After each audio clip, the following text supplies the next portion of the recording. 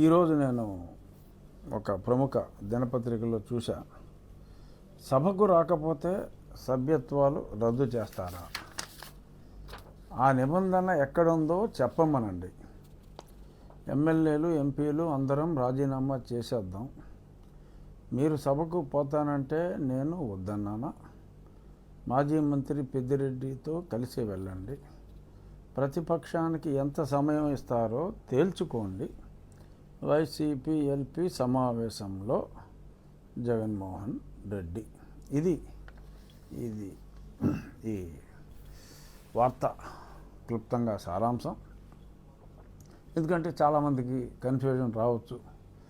జగన్మోహన్ రెడ్డి గారు మరి పార్లమెంట్ సభ్యులుగా చేశారు, అలాగే మరి ప్రతిపక్ష నాయకుడిగా గతంలో 5 ఏళ్ళు ఉన్నారు, 5 సంవత్సరాలు ముఖ్యమంత్రి చేశారు.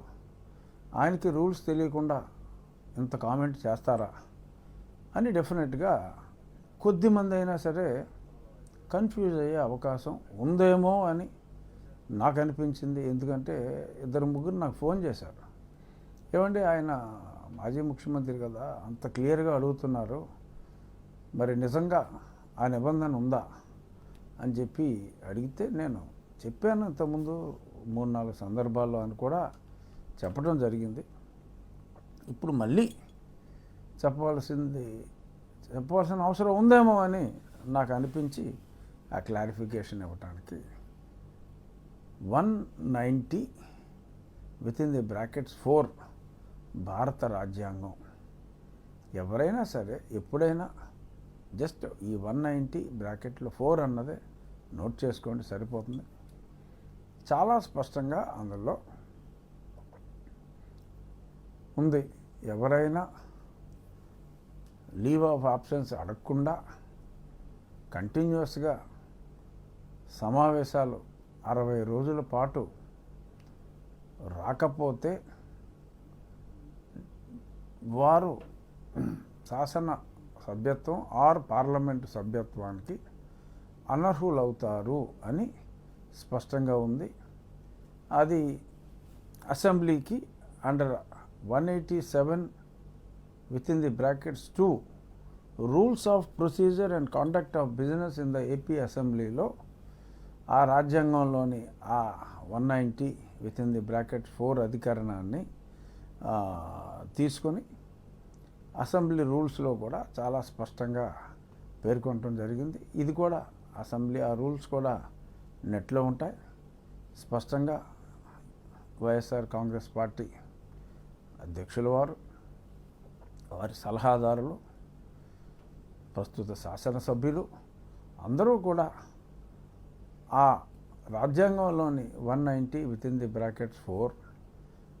Rules of procedure and conduct of business of AP assembly under 187 (2) ఈ రెండు చూసుకుంటే మరి ఎవరిని తప్పుదోవ పట్టిస్తున్నారు, ఎవరు స్పష్టంగా ప్రజలకి వివరణ ఇస్తున్నారు అనేది అర్థమవుతుంది. ఎందుకంటే ఇది చెప్పటం నా బాధ్యత.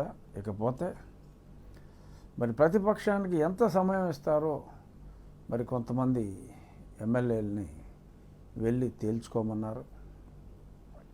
ప్రతిపక్షానికి ఎంత సమయం ఇవ్వాలి అనేది అది ఓన్లీ కొన్ని పర్టిక్యులర్, ఇప్పుడు బడ్జెట్ ఉంది, లేదు గవర్నర్ గారి తీర్మానానికి ధన్యవాదాలు తెలిపేది ఉంది, అలా కొన్ని బిల్స్కి ఆ బిల్లు మీద మాట్లాడేటప్పుడు బిజినెస్ అడ్వైజరీ కమిటీలో ఆ బిల్స్ వచ్చినప్పుడు ఏ పార్టీకి ఎంత సమయం ఇవ్వాలి అంటే ఆ పార్టీల స్ట్రెంగ్త్ని బట్టి ఆ సమయం ఉంటుంది. అది ఓన్లీ సూచన, స్ట్రిక్ట్గా దాన్ని ఫాలో అవ్వాల్సిన అవసరం లేదు. ఎందుకంటే ఇండిపెండెంట్ మెంబర్స్ కూడా అవకాశం ఇస్తారు. ఒక్కళ్ళే ఉన్నా కూడా వాళ్ళకు కూడా అవకాశం ఇస్తారు, కొంచెం తక్కువ సమయం ఇస్తారు. ఓవరాల్గా ఫర్ ఎగ్జాంపుల్ ఇప్పుడు ఎంతోమంది తెలుగుదేశం పార్టీకి సంబంధించిన సభ్యులు ఉన్నారు. వాళ్ళకి 5 నిమిషాలే సమయం ఇస్తాం, 10 నిమిషాలే సమయం ఇస్తాం అంటూ సమంజసం కాదు. కొద్దిమంది మాట్లాడే అవకాశం ఉంటుంది. ఎందుకంటే ఆ పార్టీకి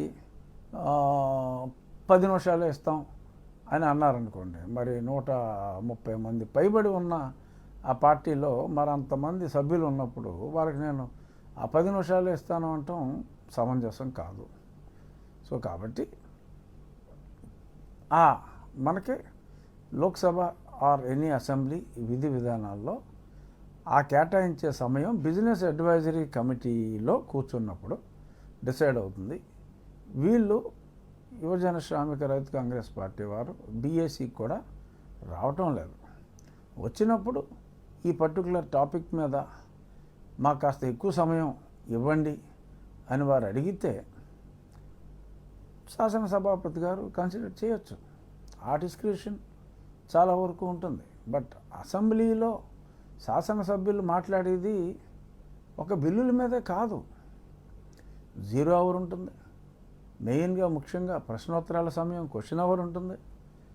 ప్రతిరోజు క్వశ్చన్ అవర్లో 2 ప్రశ్నలు వైఎస్ఆర్ కాంగ్రెస్ పార్టీ వారికి వస్తున్నాయి.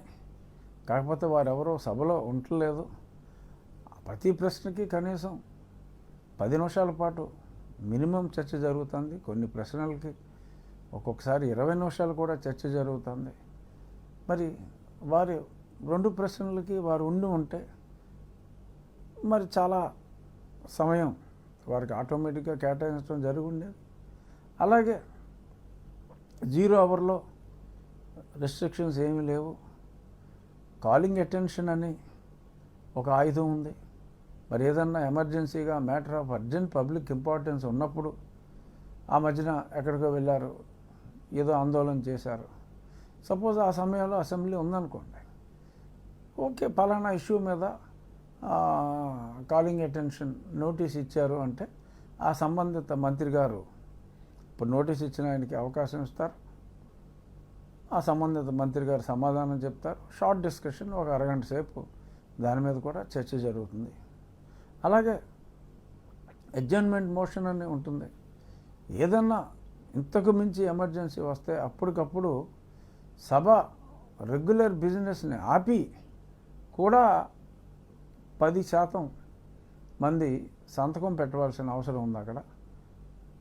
అంటే మన సభ్యుల సంఖ్య 175 ఉంటే సుమారు ఒక 18 మంది సంతకం పెడితే ఆ మ్యాటర్ ఇంపార్టెన్స్ని బట్టి అది కూడా అలౌ చేస్తారు, అడ్జర్న్మెంట్ మోషన్.